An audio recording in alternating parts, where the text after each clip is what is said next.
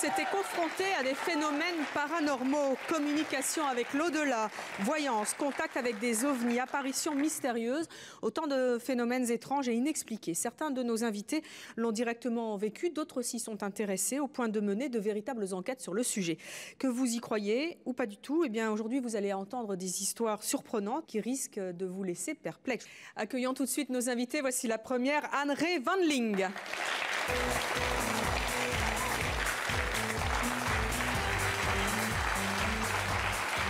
Anne, bonjour.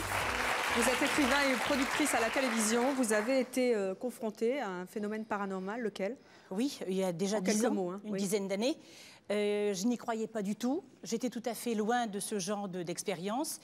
Et un jour, la présence de mon père, qui était décédé depuis très longtemps, auprès de ma sœur, qui était plus sensible que moi, tellement forte, pendant pratiquement 2 ou 3 mois, chaque jour, comme s'il avait quelque chose à nous dire. On a fini par rencontrer une médium à l'époque, je ne l'étais pas, qui nous a donc pris un message de mon père, et c'était pour nous prévenir qu'un de nos enfants voulait se suicider, et c'était vrai, et on ne s'en rendait absolument pas compte. Et vous avez donc communiqué avec votre papa, et ça a continué, et ça a été le début d'une longue série, et aujourd'hui vous vous passionnez pour les phénomènes paranormaux. Bien que j'ai beaucoup douté avant. De votre métier, vous allez nous expliquer justement vos doutes et quelles sont vos certitudes aujourd'hui. Accueillons maintenant Sylvie Simon.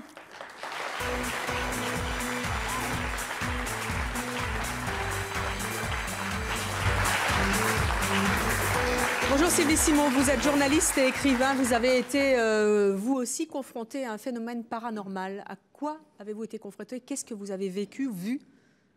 Je n'ai pas vraiment été confrontée. Ce sont des phénomènes que j'ai étudiés beaucoup. Grâce à des scientifiques du reste, je connais énormément de scientifiques qui s'intéressent à ces choses-là, contrairement au bruit qui court. À ce qu'on croit. Et j'ai étudié avec eux et j'ai rencontré des quantités de gens qui ont vécu des phénomènes. Moi-même, j'en ai vécu aussi. Qu'est-ce que vous avez vécu, justement, vous, personnellement? J'ai écrit un livre qui s'appelle Voyance remarquable. Et pendant plusieurs mois, je me suis dit, il faudrait que dans ces histoires-là, il y avait beaucoup d'histoires qui étaient des histoires qui se passaient en Écosse. Et il y avait parmi les gens dont je voulais parler, une femme qui était une voyance anglaise qui a vécu au XVIIe siècle, qui a eu une vie vraiment extraordinaire. On la retrouve dans des quantités de livres historiques anglais. Et elle s'appelait Mother Shipton, on l'appelait, et elle habitait un petit village qui s'appelait Knaresborough. Et le jour de mon arrivée en Angleterre, enfin le lendemain, avant de partir pour l'Écosse, on est allé déjeuner à Oxford, chez un de nos amis, à Cambridge, pardon. Et elle m'a demandé ce que j'allais écrire, et je lui ai parlé de cette femme. J'aurais pu choisir, il y a 100 histoires dans mon bouquin, j'ai choisi ce nom-là par hasard. Et je lui ai donc parlé de cette histoire, et on a cherché le petit village où elle habitait, qui s'appelait Knaresborough. On l'a cherché sur la carte, on n'a absolument rien trouvé. Le lendemain matin, nous sommes partis avec mon ami sur la route, et au bout d'une demi-heure de route, il y avait des camions, tout ça. Il m'a dit, écoute, essaie de trouver une petite route sur la carte. On a quitté l'autoroute, on est arrivé sur une petite route, il n'y avait pas 5 minutes qu'on roulait. Il s'est arrêté net avec la voiture, il m'a dit, regarde ce qu'il y a, et j'ai vu le panneau, il y avait écrit Mother Shipton Cave. 3 miles. Et à 3 miles de là, il y avait l'endroit où était née cette femme, et on a eu tous les renseignements que je voulais pour mon livre. Et tout notre voyage en Écosse a été exactement comme ça. Vous allez nous raconter ce voyage initiatique et après ce qui s'en est suivi. On va accueillir maintenant notre prochain invité. Il s'agit d'Éric Rollet.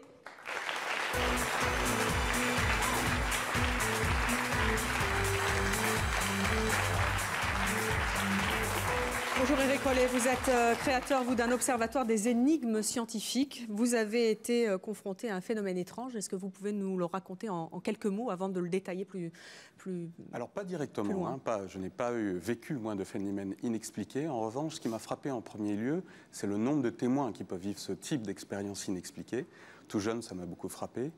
Et disons que la première enquête que j'ai pu effectuer en France pendant 10 ans, c'est sur les NDE, ces expériences aux frontières de la mort. Donc pour résumer, ce sont des gens dans un accident souvent qui sont amenés à vivre, à être projetés dans une autre réalité, décrite comme sortir du corps, aspirer dans un tunnel, parfois déboucher dans une expérience de coma en fait, un near-death experience. Ça veut dire. Merci, voilà. Oui, c'est ça, tout à fait. Et là, j'ai été frappé, par la qualité de ces expériences, par la qualité des témoignages, des gens tout simples comme vous et moi, et en même temps par leur marginalisation, ce qui m'a conduit effectivement à créer cette association ONDE, qui permet à la fois d'accueillir ces témoins et d'essayer de comprendre ce qui s'y passe. Et c'est vrai qu'ils sont assez semblables en général, et vous nous le raconterez dans quelques instants. Accueillons maintenant un journaliste que vous connaissez bien, il s'agit de Marc Menant.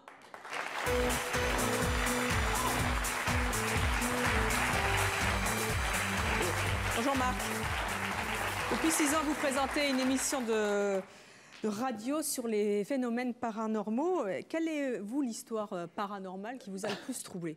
Alors, c'était de rencontrer ceux qui pensent, dialoguer avec les morts, savoir s'ils étaient... Un peu comme Anne. Oui, voilà. D'abord, si le phénomène existait en tant que tel, s'il y avait une illusion, s'il y avait de la manipulation, etc. Là, j'ai été ébahi parce que les séances d'écriture automatique ne pouvaient dissimuler aucun trucage. Il se passait quelque chose. Alors, vous allez nous expliquer concrètement ce que vous avez vécu dans quelques instants. Anne, vous êtes écrivain, productrice à la télévision. Vous êtes auteur d'un livre qui s'intitule « La révélation de Samsara » et d'Un soleil trop tard aux éditions du Rocher. Des livres dans lesquels vous relatez à chaque fois votre expérience, notamment dans l'écriture automatique, communication avec les morts. Vous avez donc vécu une expérience très particulière, la toute première fois, il y a 12 ans, chez un médium, où vous avez réussi à communiquer avec votre père. Racontez-nous comment ça s'est passé. En fait, ce qui s'est produit, c'est qu'il y a une douzaine d'années à peu près, comme je vous le disais, j'étais très très loin de tous ces phénomènes. J'avais envoyé balader tout ce qui était spirituel au panier très rapidement. J'ai élevé toute seule 3 enfants, mon mari était mort très jeune.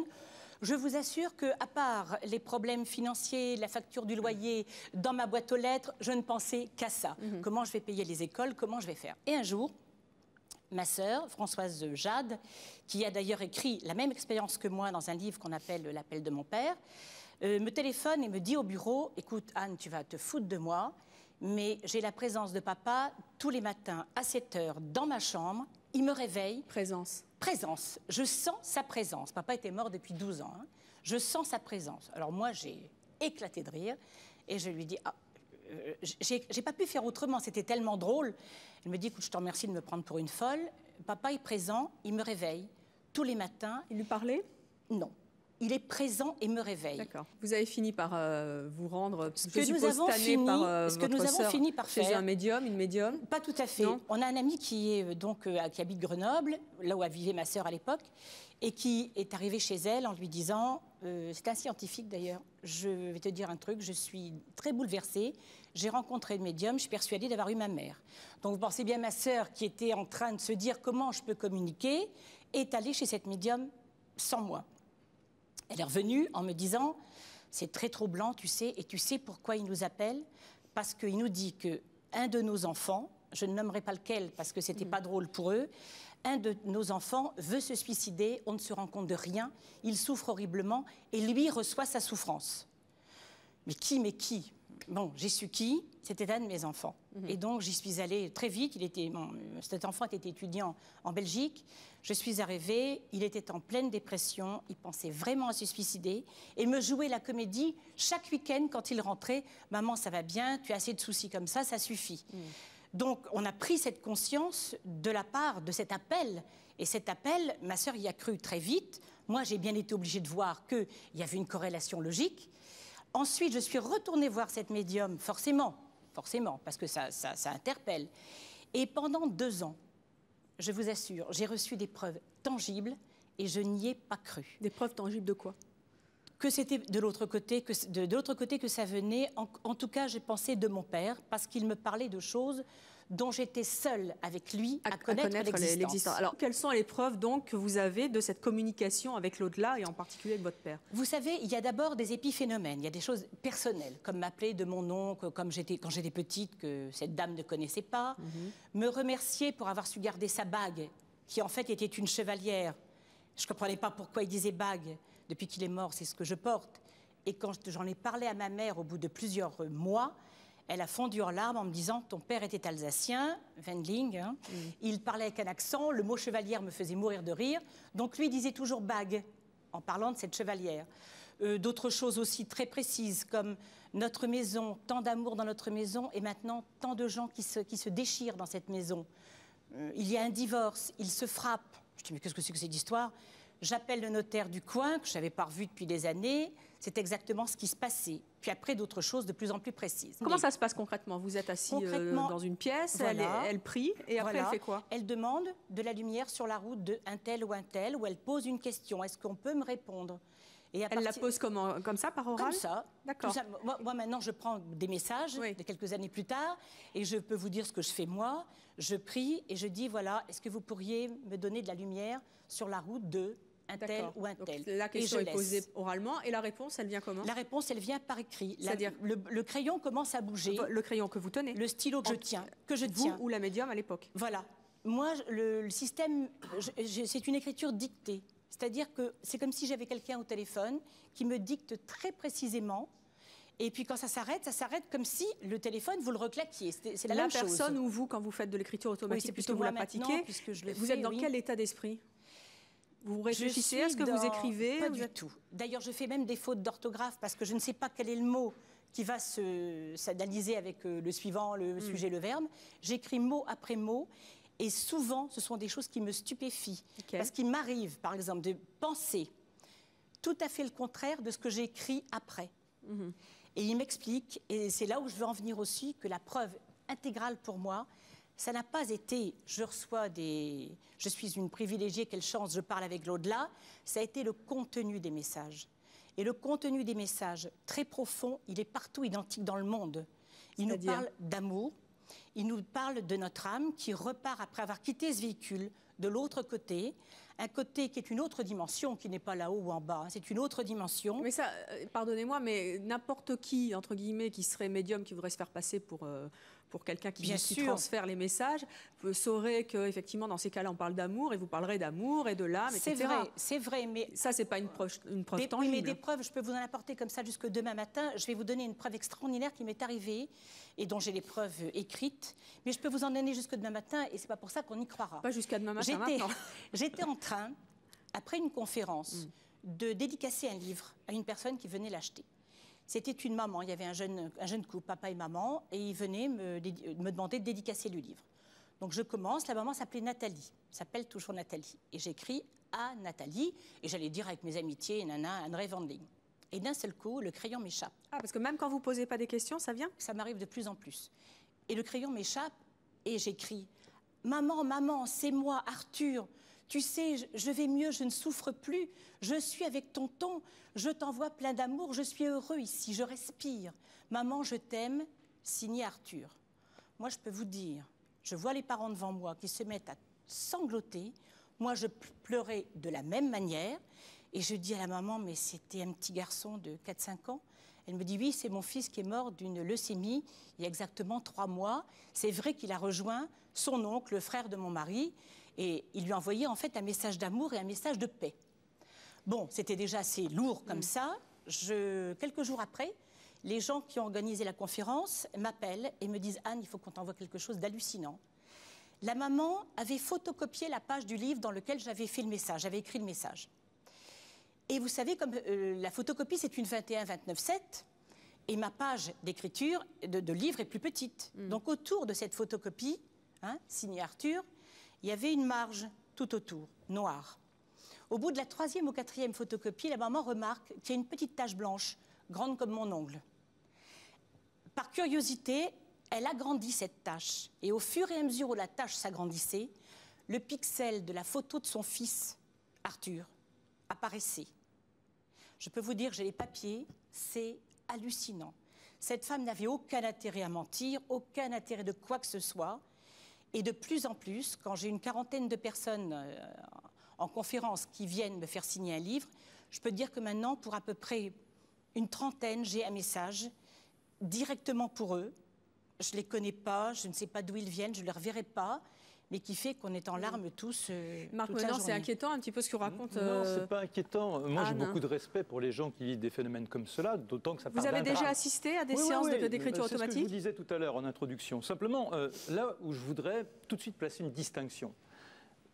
Ce que Anne considère comme étant des preuves indubitables, à mon sens, correspondent plus à des perceptions qui pourraient être, alors reprenons le terme, de télépathiques.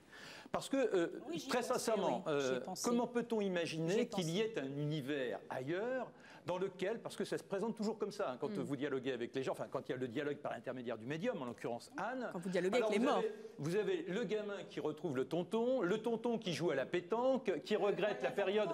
Pardon ? On ne l'invente pas. Mais non, mais c'est pas ça. Bon. C'est que vous n'inventez pas, bien sûr que non. C'est qu'il y a une perception télépathique qui s'impose à vous par une extrême sensibilité, et vous êtes capable de retranscrire ça. Moi, j'ai vécu... Comment vous voulez que ça soit possible? Les démonstrations, il y a de plus en plus d'expériences qui sont tentées dans des laboratoires pour voir les liens qui pourraient exister entre nous, malgré nous, et qui feraient que nous pourrions nous envoyer des messages. Alors, il y a des étudiants qui sont enfermés dans une pièce, on leur fait passer des mots, et dans l'autre pièce, on essaie de percevoir le mot imaginé par la totalité de la classe. Eh bien, ça marche dans 60% des cas. 60% des cas? Oui, non, mais c'est C'est-à-dire que 60% des étudiants qui sont dans les pièces peuvent communiquer par télépathie? C'est-à-dire que le groupe récipiendaire arrive à deviner, dans la liste des mots qui lui sont suggérés, le mot choisi. Marc, est-ce que ça prouve pas simplement qu'ils sont en connexion intellectuelle et qu'ils pensent aux mêmes choses au même moment? Non, mais c'est ce que l'on appelle la télépathie. C'est qu'à un moment donné, il y ait un lien qui s'effectue. Mais parce que la projection que l'on fait sur l'au-delà, qui est extrêmement anthropomorphiste, imaginez, alors d'abord, il y a des gens que vous ne pouvez pas supporter dans votre vie, et vous allez être condamné à les retrouver là-haut. C'est-à-dire qu'ils vous ont emmerdé pendant 50 ans, et toc, vous êtes recatapulté. C'est ça qui nous explique. Hein, et puis après, vous jouez à la pétanque. Vous imaginez que s'il y a un au-delà, il est... Non, mais parce que j'ai eu des messages comme ça. J'ai assisté. Franchement, vous appelez de l'au-delà pour vous dire qu'on joue à la pétanque, c'est pas top. Ou pour vous dire, alors, mais avec par exemple, moi, je vais à une séance qui était donnée par un médium qui a des qualités, qui s'appelle Rénal Roussel. Il fait ça en public, vous pouvez y aller, c'est à Paris et parfois en province. Et il accueille une centaine de personnes. Il demande aux gens de déposer des photos. Alors moi, j'ai jamais de photos, bon. Et comme les expériences pour mon livre, j'avais décidé de les filmer, il y avait Jacques Mandorla qui était avec moi qui filmait. Il me dit, sors ton badge. Parce que j'avais mon badge de la radio d'Europe 1, je le pose là. Et alors, dans la voltige des mains, à un moment donné, il saisit le badge et le voilà qui me dit, je vois sur vous un homme en brosse qui porte un survêtement. Il me décrit mon père qui est décédé il y a 9 ans maintenant. Alors en soi, c'est extrêmement troublant, mais l'information de mon père, même si à ce moment-là, je ne pense pas à mon père, elle est inscrite en moi. Et que cet homme, par un miracle, enfin un miracle entre guillemets, en fonction des connaissances qui sont les nôtres, arrive à décrypter ça, c'est magique, mais ça ne veut pas dire pour autant que lorsqu'il poursuit après, votre papa me dit qu'il est heureux, qu'il est dans une autre dimension, qu'il a été bien accueilli, là on est dans une extrapolation. Alors justement, on va continuer à en parler parce que vous nous avez parlé, Anne, de votre papa. Oui, mais c'est là où je dis que le contenu des messages est beaucoup plus important. Justement, venons-y. Vous nous avez parlé de votre papa au début de votre expérience. Vous nous avez parlé de vos écritures automatiques quand vous signez des livres avec ce petit Arthur, etc. Vous êtes rentré en contact avec votre mari. Oui, ça c'était beaucoup moins drôle. Racontez-moi un petit peu ce qui s'est passé. C'était insupportable au départ. Absolument. On s'était quittés dans les plus mauvais termes. C'est pour ça que souvent, quand on me dit « Ah oui, bien sûr, vous prenez des messages parce qu'en fait, vous avez envie de retrouver quelqu'un que vous avez aimé. » Ah ça, j'ai adoré mon père. Mon mari, ça s'est très, très mal passé. Donc, quand on s'est quittés en très mauvais termes. Et donc, 2-3 ans plus tard, la même chose que pour ma sœur, présence de mon mari chez moi. Ah non, alors là... Présence, c'est-à-dire présence. Vous sentez... Parce que votre mari est décédé. Oui. Bon. Non mais soyons clairs. Excusez-moi, oui. Oui, parce que les présences de mari, quelquefois c'est normal à la maison. Là, ça ne l'était pas. Oui. Donc le voilà chez moi. Je dis, ah non, non, non, non. Mais le voilà, comment ça? Alors, vous avez une présence très forte et que je n'attendais pas. Hein, c'est pas quelque chose à laquelle je m'attendais. C'est pas une chose qui paraissait normale, puisque ça faisait déjà 3 ans que j'étais en contact, entre guillemets, avec mon père. Alors, des tas de choses. Par exemple, parce que je vous dis, ça a été très mal entre nous, et c'était pas bien ce que j'avais fait d'ailleurs. J'avais supprimé toutes les photos. Alors, j'ai 3 enfants avec lui, donc j'avais supprimé toutes les photos. Je ne voulais plus du tout entendre parler de lui, et je vais vous dire quelque chose de très important, parce que je vais vous parler du pardon après. C'est que je ne lui envoyais pas de pardon. Je lui envoyais, mais alors, des sentiments de haine depuis 5 ans. Il faut dire que qu'il était mort. Votre mari était violent? Par exemple, c'était très très difficile, ça a été très dur. Il y a eu un très fort alcoolisme et ça a été très dur. Donc je lui envoyais des pensées de haine, tu as loupé ma vie, tu as fait souffrir les enfants, c'est pour ça que lui veut se suicider, qu'elle fait l'anorexie, que moi je souffre, enfin bon.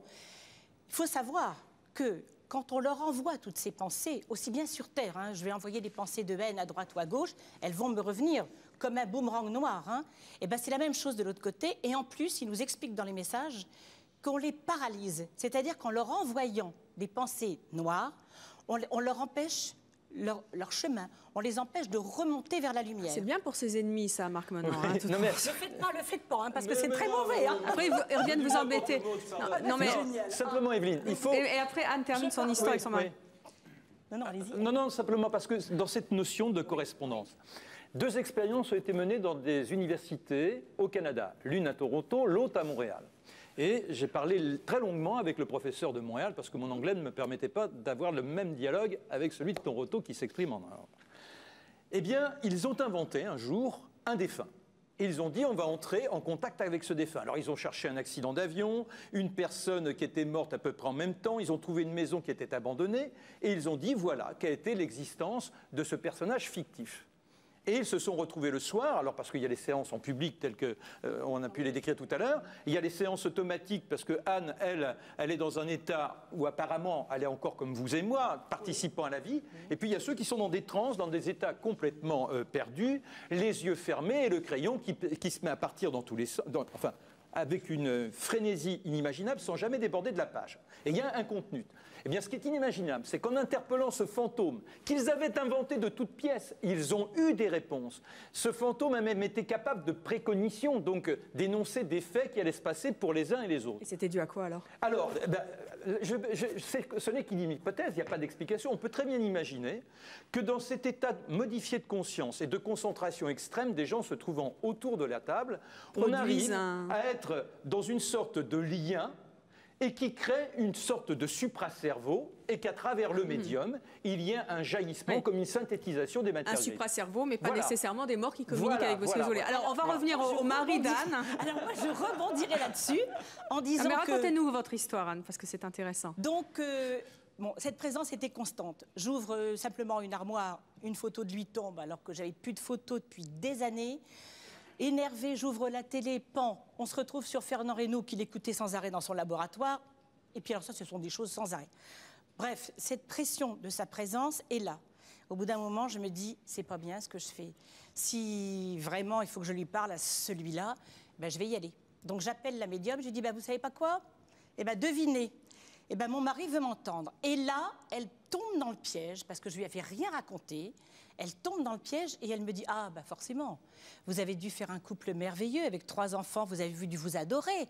Donc, puisque vous avez eu votre père, hop, lui, il se présente et il veut parler à la femme qu'il a aimée et qu'est-ce que ça va être formidable pour vous ?»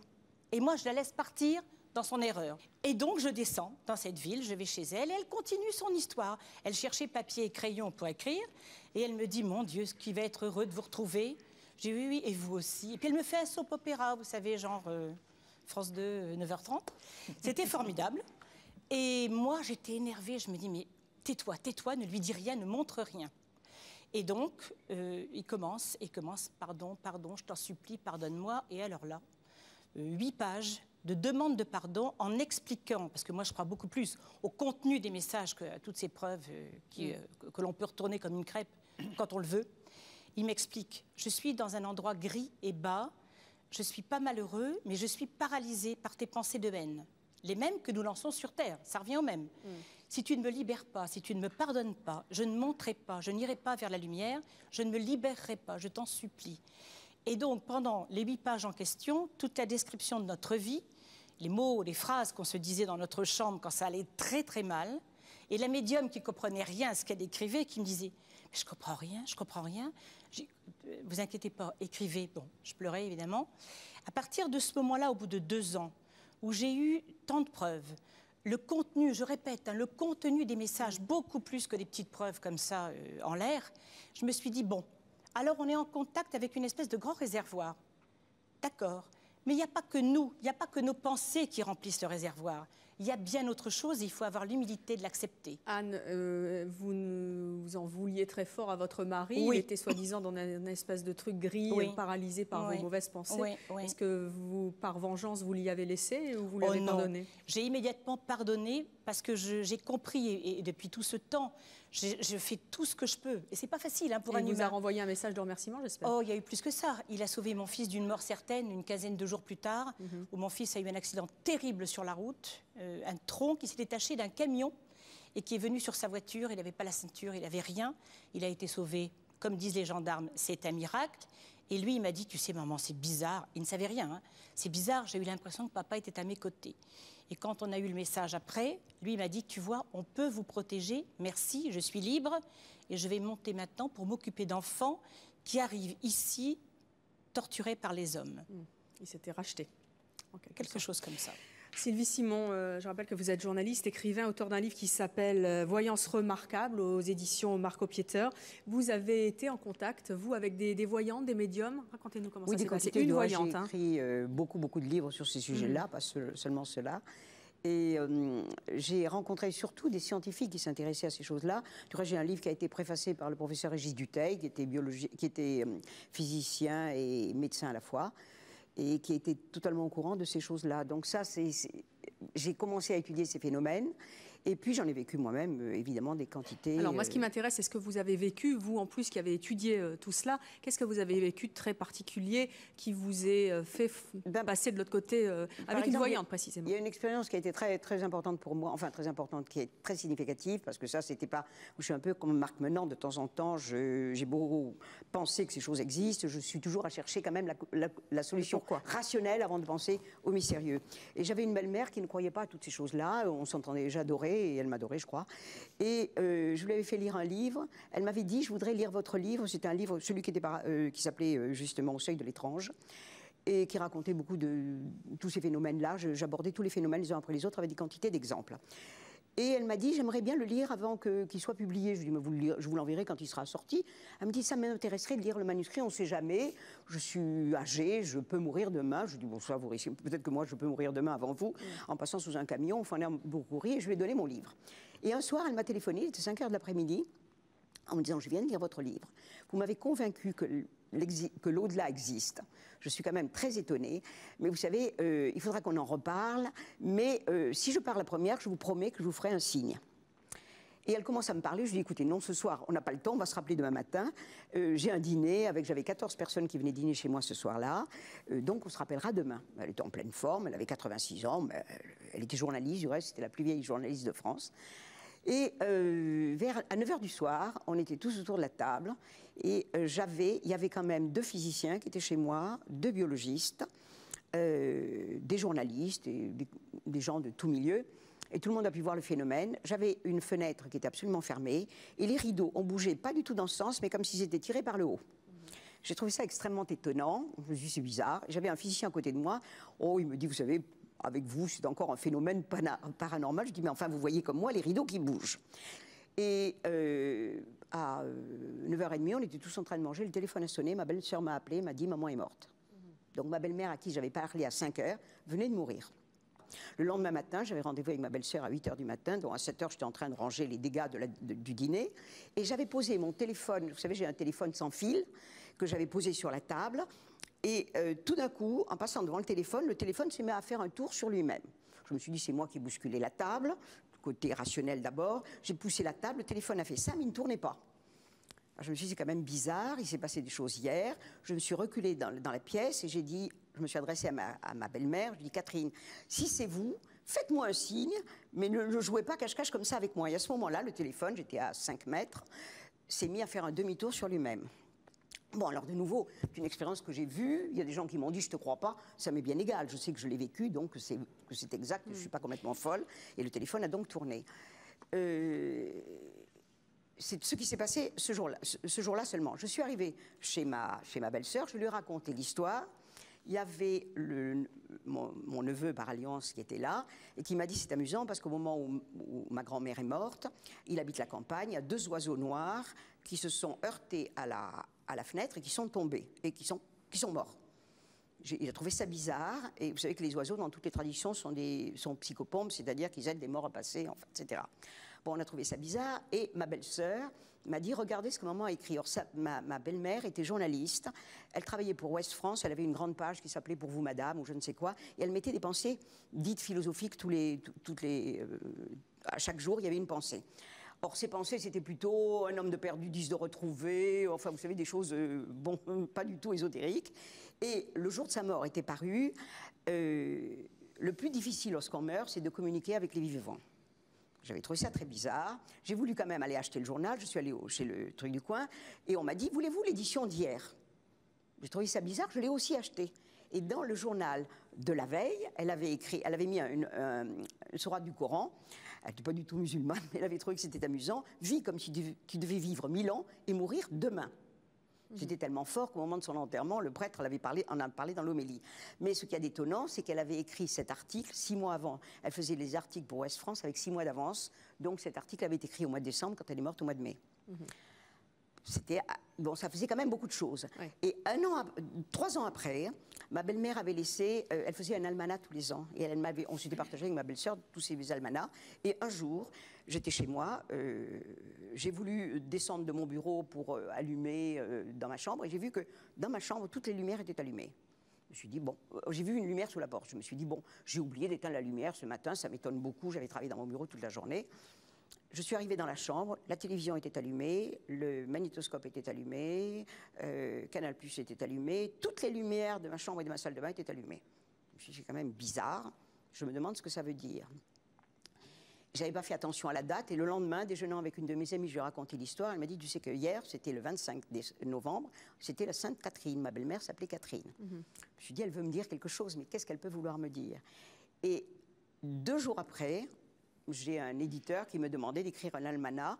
Et tous les almanachs de ma belle-sœur que j'avais réunis m'ont servi à aider à écrire ce livre-là, voyez. Donc il y a eu quand même des signes qui sont indubitables et je ne les ai pas inventés. Et ça, je ne vois pas comment dans mon psychisme, j'aurais pu allumer la lumière. Non, non, c'est pas ça. Si, c'est-à-dire que là encore... Alors moi, ça fait partie des choses que j'aurais bien aimé vivre dans les expérimentations que j'ai menées, mais il est très difficile d'avoir ce type d'action sur la matière. Néanmoins, il y a eu des expériences qui ont été faites chez les soviétiques avec l'accélération de cœur de grenouille par l'esprit des savants placés dans un laboratoire. Et simplement, par suggestion, ce cœur accéléré. Et il y a les rapports de ça. À propos de ce que vous avez vécu au moment du décès de votre belle-mère, c'est vrai qu'il y a des rapports historiques, comme par exemple l'impératrice Eugénie. Il y avait un jeune prince, ce jeune prince est en Afrique du Sud, il mène une mission militaire et elle organise une grande soirée où le préfet de police est présent, où il y a un commissaire, etc. Et soudain, l'impératrice Eugénie, donc avec des témoins qui vont consigner ça, qui sont des gens de foi, à l'époque il n'y a pas de téléphone, dit « c'est terrible ». Je viens de voir le prince mourir dans une embuscade. Et elle raconte ce qui s'est passé. Et quelques temps plus tard, puisque le temps que l'information arrive à Paris, on apprend que ce qu'elle a perçu à distance s'est exactement déroulé de la manière dont les informations lui sont arrivées. Alors, ça montre bien, on est toujours dans cette idée de télépathie qui est en elle-même extrêmement dense, mais on peut penser que la charge émotive de personnes, parce que les phénomènes de poltergeist, vous savez, c'est quand la matière s'affole soudain. Eh bien, en général, ce sont des enfants qui sont à l'âge de l'adolescence et surtout des jeunes filles. Et la matière, et on peut penser que l'adolescence est dure à vivre, qu'il y ait une déstabilisation psychique et que ce psychisme finisse par agir, même si ça paraît complètement invraisemblable, sur la matière. En menant ces enquêtes, moi, ce qui m'a paru formidable, c'est de constater qu'on n'était pas dans de véritables délires. Qu'il y avait des éléments qui devaient nous encourager à aller plus loin dans la recherche. Ce que dit Marc correspond bien à ce que je vous disais tout à l'heure, c'est qu'en fait, on vit dans un univers où on ne connaît presque rien. Il faut avoir l'humilité de le savoir. Et de temps en temps, on tire une ficelle où on a un tout petit morceau du puzzle. Et je pense que le puzzle, on ne peut le lire que de l'autre côté. C'est ça que l'on vit. Les lectures peuvent être différentes et subjectives, vous en conviendrez. Éric Rollet, vous êtes le cofondateur et président de l'association ONDE, Observatoire national de discernement des énigmes scientifiques. Vous êtes également auteur d'un livre qui s'intitule Paranormal entre mythe et réalité. On est en plein dedans là, sur ce plateau. Et de Lumières obscures aux éditions d'Hervy. Vous avez été particulièrement surpris par un phénomène concernant des aveugles de naissance. Est-ce que vous pouvez nous raconter ce que c'est? Alors ça, c'est une information qui vient des États-Unis. Une université américaine, l'université du Connecticut, mène une enquête à partir des expériences aux frontières de la mort dont je parlais tout à l'heure. C'est-à-dire qu'un chercheur, Kenneth Ring, a eu l'idée d'étudier des aveugles. Et il s'est dit, est-ce que des aveugles, et particulièrement des aveugles de naissance, vivent ces expériences-là? Et alors, s'ils les vivent, qu'est-ce qui se passe? Alors oui, l'enquête est menée, des aveugles vivent ces expériences, et ce que ces aveugles décrivent quasiment à l'unanimité. C'est-à-dire quand ils sont dans le coma, quand ils ont cet accident, est-ce qu'ils voient le tunnel dont on parle, la lumière blanche, des choses comme ça, c'est ça que... Ils perdent conscience, bizarrement, ils perdent conscience et ils prennent conscience autrement et ils décrivent les mêmes étapes que ceux qui ne sont pas aveugles, c'est-à-dire l'étape intéressante de la sortie hors du corps, entre guillemets, c'est-à-dire le témoin qui se voit du plafond. Mais est-ce que ça n'est pas, après tout, normal qu'un aveugle, même de naissance, a conscience, après avoir rencontré des gens, étudié, conscience que les corps sont faits comme ça, ils ont une visualisation des pièces, enfin je suppose qu'ils ont tout ça. Alors ils affirment ce que d'autres affirment, c'est-à-dire que non seulement ils ont vu la pièce, ils ont vu pour la première fois de leur vie la pièce où ils étaient, mais ils sont capables aussi de rapporter des informations d'autres lieux où ils ne sont jamais allés, les décrivant avec beaucoup de précision. Alors il y a le cas de Mireille aussi. Alors le cas de Mireille est un cas unique effectivement par rapport à tout ce que j'ai pu voir et qui m'a le plus frappé. C'est une histoire un petit peu longue que je vais résumer. Mireille est dans le coma et dans ce coma, elle vit des songes, des rêves très forts. L'un d'eux, elle se voit projetée en arrière 2-3 siècles auparavant, habillée d'une capeline sur une calèche, descendant une petite rue, bordée de magnifiques maisons, il fait très chaud. Les gens la saluent, elle est accompagnée de 2 messieurs sur la calèche. Et puis, ils passent sur la droite devant un petit cimetière. Et cette femme dit à ses voisins, à ces messieurs, « Ici est enterré mon enfant, Bénédicte ». Et puis, elle débouche après sur une place magnifique. Alors, Mireille sort de son coma et elle hurle de douleur parce que ça lui ravive une plaie ancienne. Une vingtaine d'années auparavant, elle avait eu le malheur de perdre un bébé, une petite jumelle qui s'appelait Bénédicte. Jusque-là, rien de paranormal, entre guillemets. Et puis, je vais passer assez vite, un concours de circonstances extraordinaires, de synchronicité, va entraîner Mireille à se rendre aux États-Unis pour la première fois de sa vie. Donc, elle va se rendre dans une ville des États-Unis, et là, elle va faire du tourisme. Et quelle n'est pas sa surprise de tomber dans la rue de son rêve, qu'elle a faite dans le coma. C'est-à-dire cette petite rue bordée de grandes maisons, avec ce petit cimetière sur la droite. Et là, Mireille est bouleversée. Elle ne dit rien. Le lendemain, elle y retourne. Elle rentre dans ce petit cimetière. Elle se dirige vers une tombe d'enfant. Et elle voit en anglais marqué 1701, C.J. Benedict Arnold. Voilà. Qu'est-ce qu'on fait avec ça? Je n'en sais rien. Pour Mireille, c'est la preuve de la réincarnation. Pour moi, pas du tout.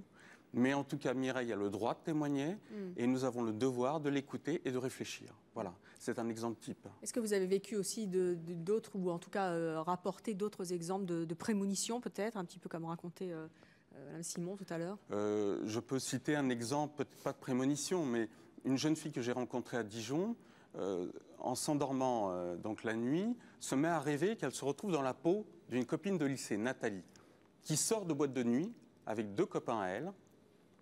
Et la voiture roule rapidement, elle a un accident et elle se voit vivre les étapes de la NDE, toujours en rêve, cette jeune fille.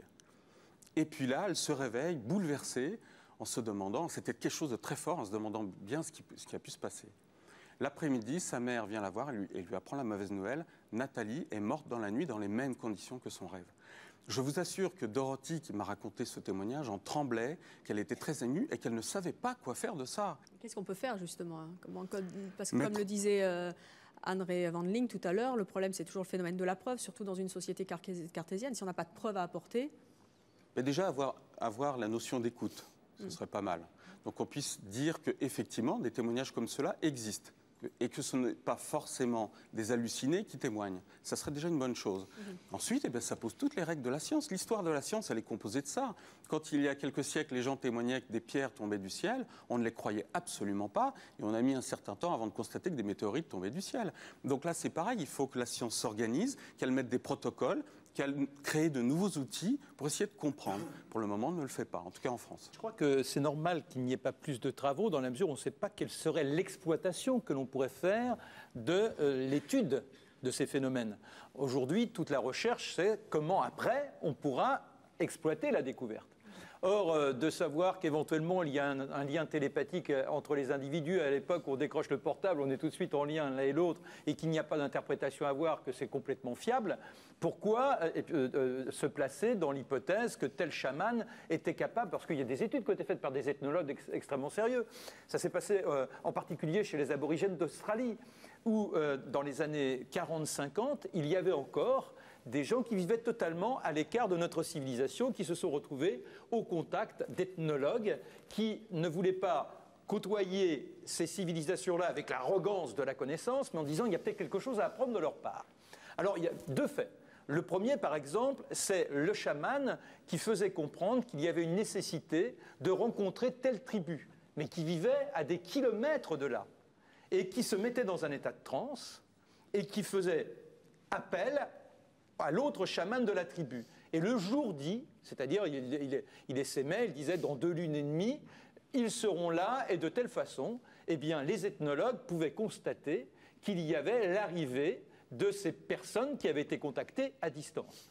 Alors il y a d'autres expériences qui se font de nos jours de cette manière-là, mais encore pour la petite anecdote, chez les aborigènes d'Australie, en 1986, l'une des dernières tribus qui vivait de façon authentique est observée par 2 ethnologues qui sont les seuls à avoir un accès quotidien avec eux. Et un matin, l'un des ethnologues est appelé par un membre de cette communauté qui lui dit « il y a une personne qui est victime de la malédiction de l'os. La malédiction de l'os, c'est le matin, vous avez envie de nuire à un ennemi, vous venez le surprendre au moment où il sort de sa case, vous brandissez l'os et vous faites un bruit pour qu'il s'aperçoive que vous lui avez lancé la malédiction. » Et les ethnologues, dans tous les rapports que l'on avait depuis un siècle, constataient qu'au bout de 3 jours, il y avait la mort de la personne victime de ce geste. Et là, on est en 86. Et les ethnologues demandent, pactisent avec les responsables de la communauté et disent « est-ce qu'on peut emporter cette personne à l'hôpital ?» On fait venir une ambulance, puisqu'ils acceptent. Le personnage est placé sous perfusion et 3 jours après, il décède. Et à l'autopsie, rien ne peut justifier sa mort. Alors c'est là où on entre après dans les systèmes, parce qu'on pourrait dire, mais alors c'est la magie pour la magie. Sauf que quand on est dans une croyance, et c'est tout l'animisme, si je suis persuadé que tel rituel a une efficience, eh bien je m'auto-programme, même jusqu'à la destruction. Et c'est là où il faut toujours se défier des croyances. Mais c'est intéressant de savoir que l'être humain peut ainsi, et c'est le principe du comprimé placebo, où on vous donne un produit sans aucune molécule, et je vous dis avec ça vous allez guérir, et vous avez beaucoup de cas qui obtiennent des résultats. Voilà, alors ça montre bien que la science, même si elle est à l'écart des phénomènes paranormaux, rien qu'avec l'effet placebo, elle est dans la démonstration de l'efficacité de l'esprit. Bien sûr, aujourd'hui on ne fait pas un débat sur l'influence du psychisme sur la réalité. Le tout c'est de recueillir vos expériences et de voir un petit peu ce que vous avez vécu. Après, libre aux téléspectateurs de juger, puisqu'on n'a pas fait de débat contradictoire. En tout cas, Marc, maintenant on vous retrouve, c'est tous les dimanches. De 15h à 17h sur Europe 1, une émission sur les phénomènes paranormaux où tous les dimanches on prend beaucoup de plaisir à vous écouter ainsi que vos invités puisque vous recueillez le témoignage sur les paranormaux. Je voudrais également citer un film qui va sortir fin 2004 qui s'intitule Le Dernier Signe avec Andy McDowell et Samuel Le Bihan et qui est un film qui est adapté de votre livre André Wandling, je n'arriverai jamais à prononcer votre nom. Wandling, c'est alsacien, c'est pour ça que je ne suis pas c'est alsacien, encore assez féru d'alsacien, adapté donc de votre livre Un soleil trop tard. C'est avec Andy McDowell et Samuel Le Bihan. Merci à tous nos invités d'être venus nous livrer vos expériences. Merci à vous de nous avoir suivis. À bientôt.